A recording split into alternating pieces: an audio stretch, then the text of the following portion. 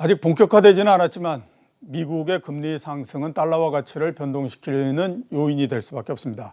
비트코인 랠리는 과연 어떤 형태로 마무리될지도 상당히 관심사일 수밖에 없는데요. 그래서 오늘은 환율과 암호화폐 전망에 대해서 알아보는 시간을 갖도록 하겠습니다. 변정규 미주은행 상무 나오셨습니다. 안녕하십니까? 안녕하십니까? 제가 듣기로 개인적으로 박사학위 받으셨다고요? 네, 감사합니다. 예, 그동안에 아무튼 일도 많으셨을 텐데 어렵게 공부하시느라고 정말 수고 많이 하셨습니다. 예, 학생 한번 되어봤습니다. 예. 자, 먼저 환율서부터 좀 여쭤보도록 하겠습니다.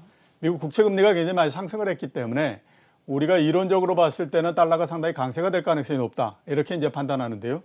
아직까지 달러 인덱스를 보면 아주 두드러진 형태로서의 영향이 나타나고 있지는 않은 것 같다라는 생각은 좀 듭니다.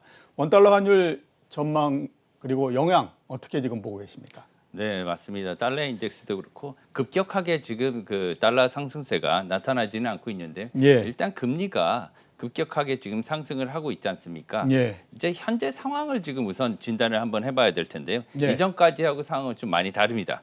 현재 상황을 정의를 하면 지금 현재는 그 국제금융 전환기로 이렇게 보는 게 맞습니다. 예, 전환기. 네, 작년 그 코로나19 발생 시절부터 이제 각국 중앙은행들은 이제 유동성을 갖다가 공급을 해서 시장에 활력을 넣기 위해서 양적 완화를 실시를 했죠. 예. 또한 초저금리를 유지하면서 각 경제 주체들의 회생을 돕는데 많이 중점을 뒀습니다. 예. 그렇기 때문에 양적 완화와 그다음에 초저금리 이 두 가지 기조 아래서 크게 움직였었는데요. 이 같은 기조가 많이 바뀔 것으로 이렇게 보입니다. 예. 예, 그 전환기에 와 있고요. 게다가 바이든 미국 신정부까지 들어섰기 때문에 달러화 등 여러 가지 미국 금융 정책에도 많은 변화가 예상이 됩니다.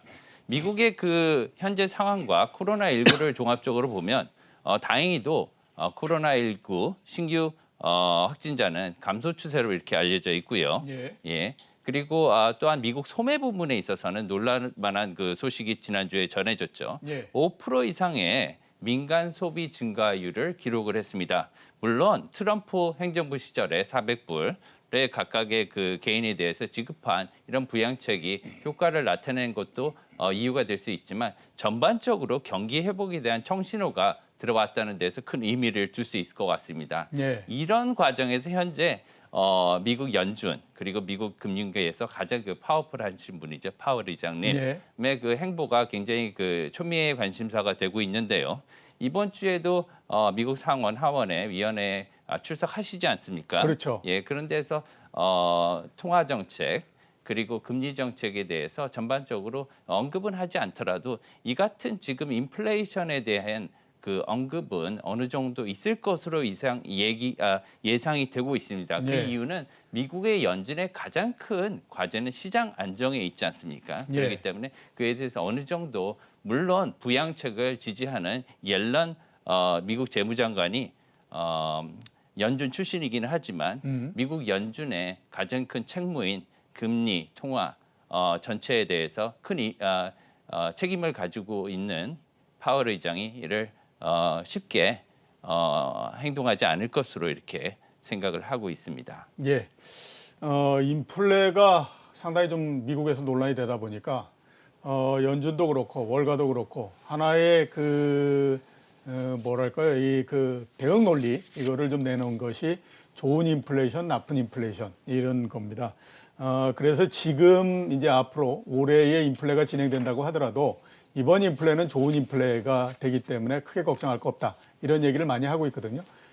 이런 그 좋은 인플레에 대한 논리, 이게 달러에 어떤 영향을 줄 거라고 보십니까? 아마 강달러를 막는 요인을 만들 거다. 이런 그 전망들이 있는데 어떻게 지금 보시나요? 네, 인플레이션이 좋을 때도 있고요. 예. 나쁠 때도 있습니다. 일반인들이 들으시기엔 굉장히 생소하고 그렇죠. 이게 무슨 예. 말이냐 예. 이렇게 들으실 때도 있지만 어떤 경우에는 아베노미스도 사실은 인플레이션 진작이지 않습니까? 그렇죠. 예. 소비를 진작시켜서 인플레이션을 진작시켜서 사실은 인플레이션이라는 건 물가 상승을 의미를 하는 거지 않습니까? 예. 물가 상승을 통해서 경기 회복을 하자는 것이지 경기 과열로 가지는 않자는 그 목적에서 시작된 거기 때문에 이것이 만약에 경기 과열로 가게 된다면 여기서는 다른 대책을 내놓아야 되는 것이죠. 우선 일단 지금은 보시면 1월달 미국 민간 소비 증가율이 5%를 상회했기 때문에 인플레이션에 대한 우려가 있습니다. 예. 또한 이것을 갖다가 나중에 제가 보여드리겠지만 미국 금리 지표 그리고 한국의 금리 지표 공이 지금 굉장히 1, 2월 달에 빠르게 시장 금리가 가파르게 상승을 하고 있거든요. 이것을 보면은 인플레이션의 우려가 반영돼 있다고 이렇게 생각을 하고 있습니다. 예, 그것을 본다면 일단은 아까 그 말씀하셨다시피 달러화가 지금은 강세로 급격히 전환되고 있지는 않습니다. 하지만 이 이유는 뭐냐 하면은 금리가 급격하게 상승을 하고 있기 때문에 미국 달러 금리가 어느 정도 안정화 궤도에 이르면 그 이후에 달러화는 급격하게 상승하는 기조로 바뀔 가능성이 크다고 생각합니다. 예, 알겠습니다. 또 한쪽에서 얘기는 연준이 인플레를 너무 또 과소평가하고 있는 거 아니냐라는 얘기도 있거든요. 그리고 그런 얘기가 나올 만도 하다라는 생각이 드는 게 유가도 굉장히 좀 빠른 속도로서 상승을 하고 있고요. 맞습니다. 여러 가지 면에서 봤을 때에 인플레가 발생할 가능성이 상당히 있는데도 불구하고 연준은 계속 그럴 가능성이 없다라고 하는 얘기만 계속하고 있으니까 시장에서는 과연 그러면 연준 말이 맞는 건가라고 하는 신뢰도를 이렇게 이 신뢰에 대한 의문을 표시할 수밖에 없어서 그러는데 과연 인플레를 과소평가하고 있는 건지 거기에 대해서는 어떻게 지금 판단하고 계십니까? 개인적으로는 우리나라도 그렇고 미국도 그렇고 상당히 과소평가하고 있다고 생각을 합니다. 결론적으로 우선 1월 달 가장 처음에 한 FOMC 의사록을 보면은 파월 의장이 테이퍼링에 대한 그 출구 전략이라고 흔히들 얘기하죠. 테이퍼링에 대한 그 가능성을 일거에 차단을 했지 않습니까? 그렇죠. 또한 그 인플레이션에 대한 우려도 전혀 없다고 이렇게 불식을 하였는데요. 이 두 가지에 대해서 본다면 그 이후로 코로나가 아직 상존을 하고 있고요.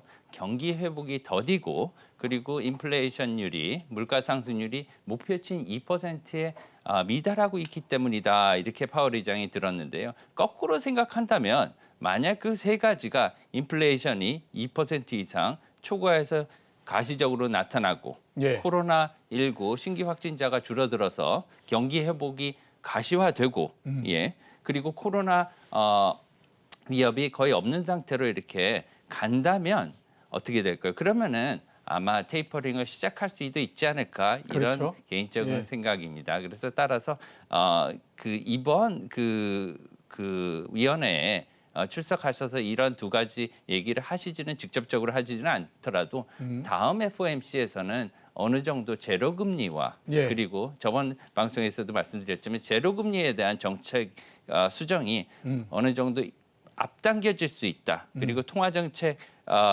있어서도 양적 완화, 즉 테이퍼링에 대한 논의가 앞당겨질 수 있다. 이 두 가지를 예상을 해봅니다. 예, 알겠습니다.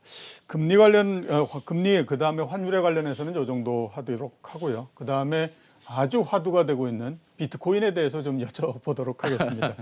뭐 워낙 많이 상승을 했습니다. 작년도 하반기서부터 따져서 거의 6배, 7배 정도 상승을 했고요.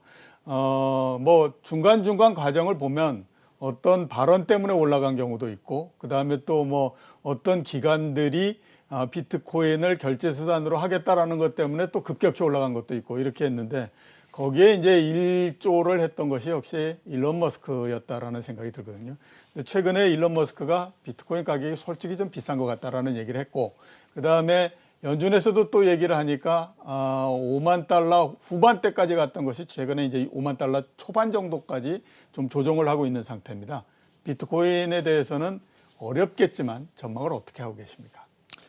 그렇죠. 이 비트코인이라고 하는 거는 사실은 현재로서는 대체 자산으로 보고 있습니다. 그렇죠. 위험 자산 군에 속해 있고요. 화폐로서 보기에는 아직 무리가 있습니다. 그리고 결제 통화로서 기업가 대표인 그 앨런 머스크가 자사 회사의 그 결제형 통화로 이렇게 사용을 하겠다고 해서 더욱 이렇게 주목을 많이 받고 있지 않습니까? 그 이면에는 여러 가지 이슈들이 있습니다. 사실은 이제 그 위험 자산이기 때문에 이걸 갖다가 화폐로서 인식하기에는 여러 가지 무리가 따르는데요. 가장 큰 거는 뭐냐면 지금 미국 그 연준이나 아니면 재무부에서 여러 가지 아마 경계를 하고 있을 것으로 이렇게 생각을 하는데 그 미국 그 당국의 달러의 통화 발권력에 예. 영향을 줄 수가 있습니다. 그렇죠. 예. 예, 예. M1, M2라고 하는 주로 이제 통화량이나 집계할 때 여러 가지 저희가 그 대상이 되는데 거기에 이제 많은 그 영향을 줄 수 있기 때문에 그 예외가 돼 있기 때문에 거기서는 상당한 아마 그 영향력을 앞으로 행사할 수 있기 때문에 거기에 대해서 그 주의가 필요하겠죠. 이런 측면에서 보면은 아직 중앙은행의 정식적인 오피셜한 그러한 묵인이나 신뢰가 있기 전까지는 통화로서 예. 결제 통화로서의 아직 단계는 조금 이르지 않나 이렇게 생각을 하고요. 다만 이 그 자산을 투자하는 데는 제한이 없습니다. 예. 내가 이것을 갖다가 어떠한 대체 자산으로 사고 싶다. 부동산이나 여러 가지 재와 마찬가지로 사고 싶다고 하면은 살 수 있는 그런 대체 자산으로서의 효과는 있기 때문에 다만 지금 여러 가지 자산군이 금리가 이렇게 오른 상태에서요. 인플레이션 우려가 있는 상태에서 주식을 필두로 한 여러 가지 자산군이 다 지금 너무 과열 상태에 있습니다. 그렇죠. 예, 예. 그런 측면에서 보면은 비트코인의 가치 문제를 떠나서 현재 너무 기대감이 많이 반영돼 있지 않나 이렇게 개인적으로 생각을 하고 있습니다. 가치와 별개로 기대가 너무 많이 반영돼 있다. 결국 기대가 많이 반영돼 있기 때문에 또 가격이 너무 높게 돼 있는 현재까지는 아무튼 봤을 땐 좀 그런 것 같다라는 생각이 저도 좀 들고요.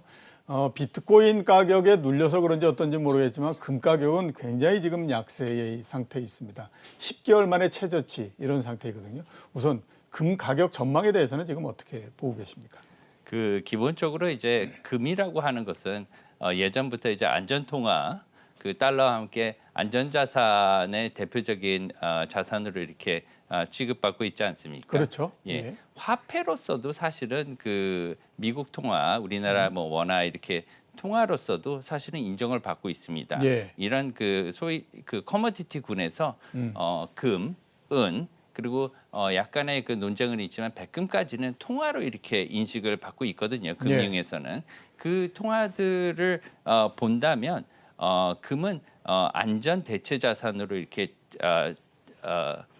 생각을 하고 있기 때문에 비트코인의 대체 자산으로서는 보기 좀 힘듭니다. 예. 그래서 일단은 달러의 대체 자산으로 봐야 될 텐데 달러 가격이 현재 상승 기조에 있을 것으로 예상을 하고 있기 때문에 예. 앞으로 거기에 대해서 더욱 기대감이 낮춰져서 금이 수요가 줄어들 것이 아닌가 이렇게 지금 판단을 하고 있고요. 예. 앞으로 금값은 좀 계속 그 하락세를 지속하지 않을까 이렇게 전망을 하고 있는 추세입니다. 예, 금값은 추가적으로 좀 더 하락할 가능성이 높다.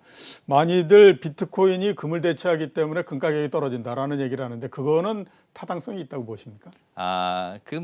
그 대체 자산이라고 생각을 하고 있고요. 비트코인은 예. 워낙 유동성이 많기 때문에 그 돈이 여기 안 가고 저기 갈 것으로는 생각하지 않습니다.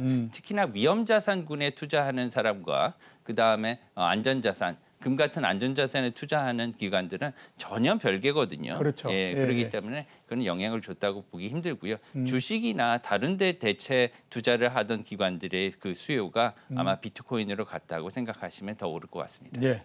유동성이 워낙 많기 때문에 뭐 금을 팔아야만 비트코인을 투자할 수 있는 건 아니니까 맞습니다. 그런 점을 한번 좀 생각을 하셨으면 하는 생각이 들고요. 위안화에 대해서 좀 여쭤보도록 하겠습니다. 강세가 계속될 거다라고 하는 전망 상당히 많이 있거든요. 지금 달러당 6.12안까지 떨어질 거다라는 전망이 있는 상태인데 위안화에 대해서는 어떻게 지금 판단하고 계십니까? 위안화는 다른 통화와는 좀 달리 지금 그 계속 강세를 유지하다가 최근에는 보합권으로 이렇게 그 보여주고 있거든요. 예. 그 6.4위안대에서 이렇게 머물고 있습니다. 위안화가 그 트럼프 시절에는 정치적으로 많이 그 강세를 유지를 했었는데요. 이러한 그 상황이 바이든 행정부에서도 계속 지속된다고 보기는 좀 힘들 것 같습니다. 예. 여러 가지 미중 그 관계라든가 아니면 여러 가지 그 정치적인 그 문제도 많이 남아 있고요.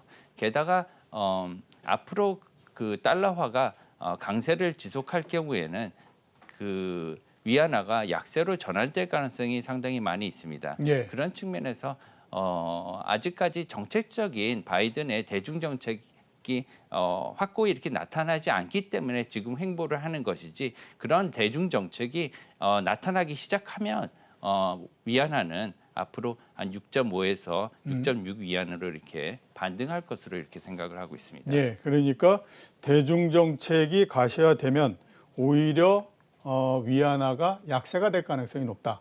네. 이렇게 지금 우리가 판단하면 되겠죠. 네. 예, 알겠습니다. 오늘 나와주셔서 대단히 감사합니다.